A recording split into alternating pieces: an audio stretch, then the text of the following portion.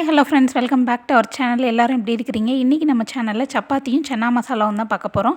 அதுக்கு ஒரு குக்கரில் முந்தின நாளே ஊற வச்ச கொண்டக்கடலையை நல்லா வாஷ் பண்ணி எடுத்துக்கோங்க.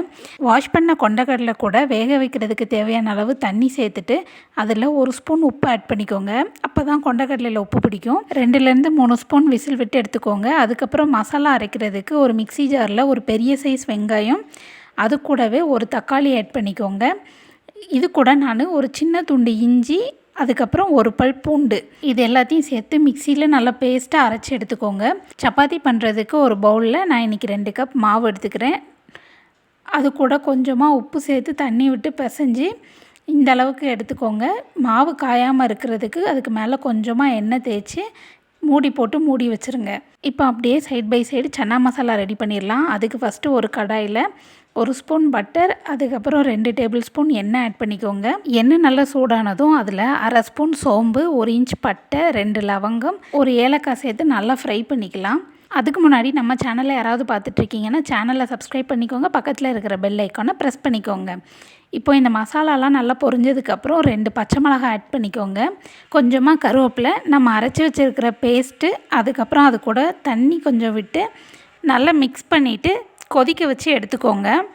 இந்த மசாலாலாம் நல்லா கொதித்ததுக்கப்புறம் தேவையான அளவு உப்பு, 1/4 டீஸ்பூன் மஞ்சள் தூள், 1 டீஸ்பூன் மிளகாத்தூள் எல்லாத்தையும் ஆட் பண்ணிக்கோங்க.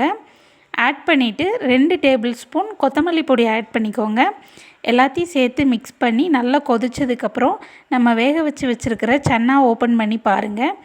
நம்மளோட கொண்டக்கடலை இந்த அளவு வெந்திருக்கணும். அப்போ தான் நமக்கு சன்னா மசாலா சாப்பிடும்போது டேஸ்ட் நல்லாயிருக்கும்.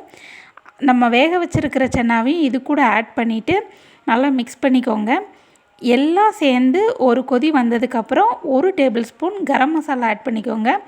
அப்புறம் 1 டீஸ்பூன் அளவுக்கு கஸ்தூரி மீத்தி ஆட் பண்ணிக்கோங்க. லாஸ்ட்டில் கொத்தமல்லி இலை ஆட் பண்ணி அடுப்பை ஆஃப் பண்ணிடுங்க.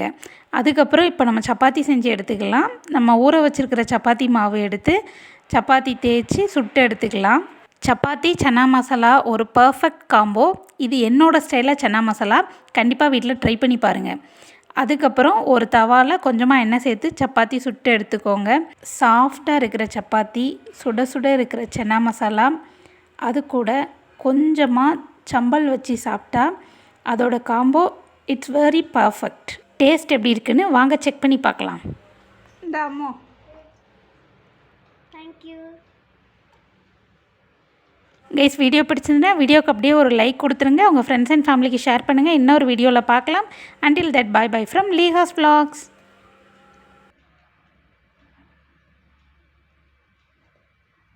அம்மா